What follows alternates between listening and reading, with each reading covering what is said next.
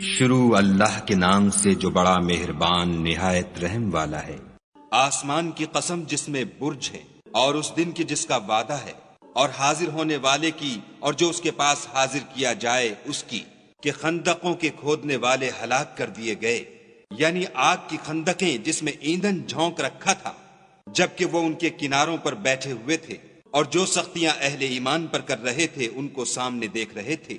ان کو مومنوں کی یہی بات بری لگتی تھی کہ وہ خدا پر ایمان لائے ہوئے تھے جو غالب اور قابل ستائش ہے، جس کی آسمانوں اور زمین میں بادشاہت ہے، اور خدا ہر چیز سے واقف ہے۔ جن لوگوں نے مومن مردوں اور مومن عورتوں کو تکلیفیں دیں اور توبہ نہ کی، ان کو دوزخ کا اور عذاب بھی ہوگا اور جلنے کا عذاب بھی ہوگا۔ اور جو لوگ ایمان لائے اور نیک کام کرتے رہے، ان کے لیے باغات ہیں جن کے نیچے نہریں بہہ رہی ہیں، یہی بڑی کامیابی ہے۔ بے شک تمہارے پروردگار کی پکڑ بہت سخت ہے، وہی پہلی دفعہ پیدا کرتا ہے اور وہی دوبارہ زندہ کرے گا، اور وہ بخشنے والا اور محبت کرنے والا ہے۔